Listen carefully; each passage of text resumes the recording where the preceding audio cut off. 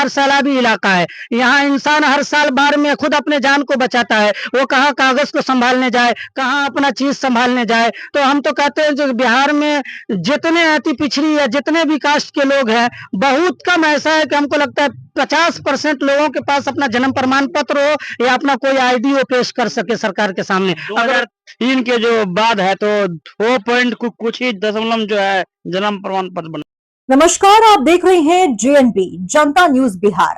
आइए रुक करते हैं आज की बड़ी खबरों पर।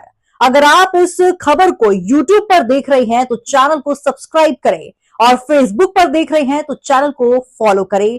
धन्यवाद। नमस्कार, आप देख रहे हैं जनता न्यूज बिहार। अभी हमारे मौजूदगी सहरसा जिले में है। इलेक्शन कमीशन का नया नियम आया है जो कि सभी को वोटर लिस्ट का वेरिफिकेशन करना पड़ेगा। आइए यहाँ पब्लिक से जानते हैं क्या इसको लेकर खुश है या नाराज है। जनता न्यूज में स्वागत सर आपका। जी, आपका भी बहुत बहुत शुक्रिया कि आपने हमारे दरमियान आया। वोटर लिस्ट अपडेट करवा लिया है? वोटर लिस्ट अभी अपडेट नहीं करवाए हैं, लेकिन हम सरकार से, केंद्र सरकार से और राज्य सरकार से यही कहना चाहते हैं कि इसी वोटर लिस्ट से हम 2024 में केंद्र सरकार यानी श्री नरेंद्र साहब मोदी को हमने मुंतखब किया था।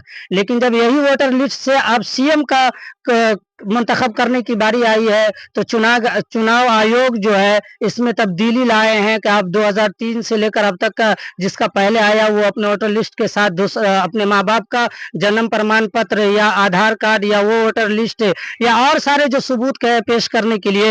ये बात समझ में नहीं आती है कि इसी वोटर लिस्ट से हम और आप सब प्रधानमंत्री को मुंतखब कर सकते हैं, लेकिन इसी वोटर लिस्ट से, इसी वोटर आईडी से हम और इसी आधार और जन्म प्रमाण पत्र से हम अपने राज्य के सीएम को नहीं इस पे मुंतखब कर सकते हैं। ये राजनीति समझ में नहीं आता है कि केंद्र सरकार को मुंतखब कर सकते हैं लेकिन ये सरकार को मुंतखब नहीं कर सकते हैं। इसलिए हम ये कहना चाहते हैं कि ये भी जो कानून लाया गया है, ये कानून किसी भी तरीके से हक पे नहीं है और सच पे नहीं है। अगर यही कानून आपको लाने का था तो यही चीज आप जो चुनाव से 6 महीना, 8 महीना या 1 साल पहले लाते, ताकि जनता अपना सोचता और समझता और फिर इस पे अपना काम करने का प्रयास करता। या अचानक आप कोई कानून जनता के सर पे लाके थोप देते हैं और फिर जनता आपस में परेशान हो जाता है। दूसरी बात ये कहना है कि हमारे बिहार सैलाबी इलाका है, यहाँ इंसान हर साल बाढ़ में खुद अपने जान को बचाता है, वो कहाँ कागज को संभालने जाए, कहाँ अपना चीज संभालने जाए। तो हम तो कहते हैं जो बिहार में जितने अति पिछड़ी या जितने भी कास्ट के लोग हैं, बहुत कम ऐसा है कि हमको लगता है 50% लोगों के पास अपना जन्म प्रमाण पत्र हो या अपना कोई आईडी वो पेश कर सके सरकार के सामने। 2003 के जो बाद है तो 2 पॉइंट कुछ ही दशमलव जो है जन्म प्रमाण पत्र बनाया बिहार में।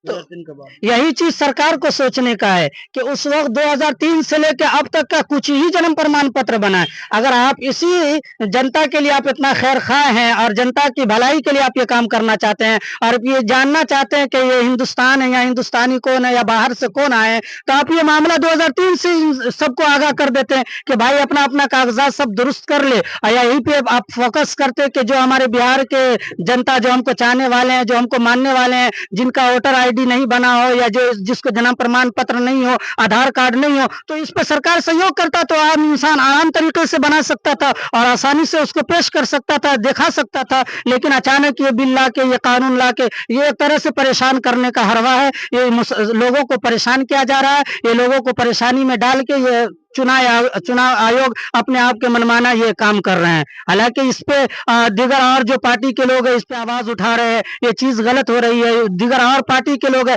जैसा कि अभी हमने कल न्यूज में खुद देखा है कि जनाब तेजस्वी कुमार साहब खुद कह रहे हैं कि हम कब 2 से वाइफ का नागरिकता, हाँ जी, 2 से 3 महीना पहले हम इसी आधार कार्ड से अपने वाइफ का वोटर आईडी बनाए हैं और अब उसी आधार कार्ड को मान दे के नहीं और हमारी बीवी का, हमारी वाइफ का जो है आधार ये वोटर आईडी से नाम काट दिया गया। ये कैसा कानून है? ये किस तरह का कानून है? ये किस एतबार का कानून है कि आप एक जगह आधार कार्ड को कहते हैं जो आधार कार्ड से आप बैंक का पासपोर्ट खुला सकते हैं, बैंक अकाउंट खुला सकते हैं, आप उस पर अपना सारा काम कर सकते हैं, और जब वही वोट गिराने का काम आता है तो आप बैंक आधार कार्ड को कैंसिल कर रहे हैं।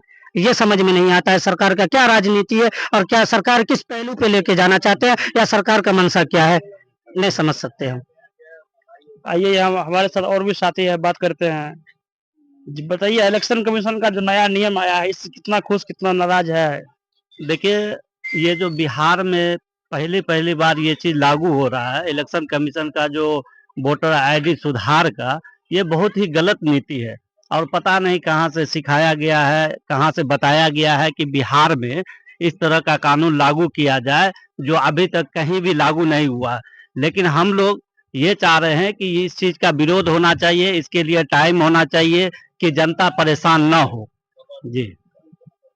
तो क्या अभी आप लोग ग्रामीण क्षेत्र में जो है इससे कितने परेशानियां उठानी पड़ती है? क्या सरकार ने जो डॉक्यूमेंट मांगे हैं क्या वो आपके पास नहीं है? भैया, हम लोग ग्रामीण क्षेत्र से आते हैं, बाढ़ बाढ़ क्षेत्र है इधर। हर साल इस जगह पे बाढ़ आता है। सारे के सारे कागजात हो या दाना पानी हो, जो भी हो, सब इधर से उधर हो जाता है। तो पूरा का पूरा डॉक्यूमेंट नहीं हो पाता, जिसके लिए हम लोग को बहुत परेशानी का सामना करना पड़ रहा है।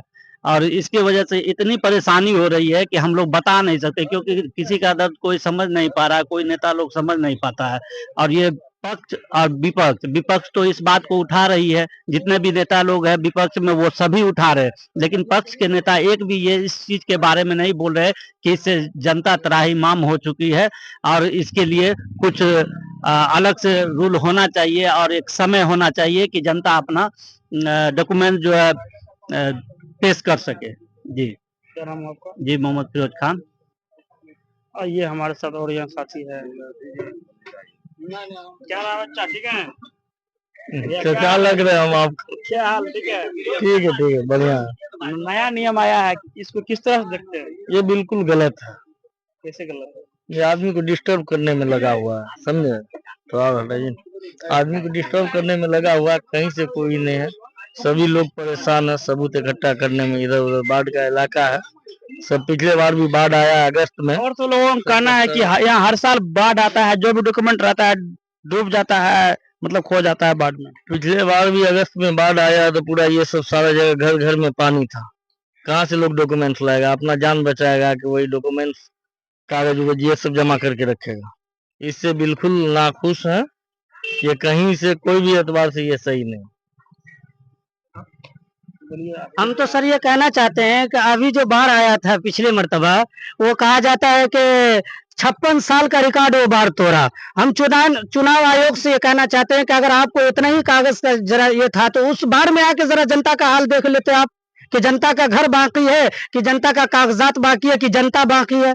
उस बाढ़ में कितने जनता डूब कर मर गए, उसका कोई व्यवस्था नहीं। जिस चीज पे व्यवस्था सरकार को करने का था, कानून को करने का था, वो व्यवस्था नहीं है। फजूल चीज में जनता को परेशान करके चुनाव आयोग और जनाब नीतीश कुमार साहब ये मंशा में और किस बहकावे में आके ये काम कर रहे हैं। ये नीतीश कुमार साहब गलत काम कर रहे हैं। आज भी कह रहे हैं नीतीश कुमार साहब, आप जो नाज रहती पहले वो कर रहे थे और जिस हिसाब से वो जनता को लेकर चल रहे थे, वो राजनीति अभी करें तो इंशाल्लाह वो बरकरार रहेंगे और वो रहेंगे। अगर वो राजनीति दोहरा राजनीति पे आ गए, अगर वो राजनीति से नहीं हटेंगे, यही नीतीश कुमार है। जैसे पहले उन्होंने कहा था कि हम सारे हिंदुस्तान में एनआरसी लागू हो जाएगा, लेकिन हम बिहार में लागू नहीं होने देंगे। आज वही नीतीश कुमार है कि पूरे हिंदुस्तान में कहीं एनआरसी का मुद्दा नहीं उठ रहा है और ये बिहार में एनआरसी का मुद्दा उठ रहा है। और एनआरसी के इसी वोटर आईडी से जहां तक हमको मालूम चला है कि कहने वालों ने, कई न्यूज पे हमने सुना है कि ये जो वोटर आईडी बन रहा है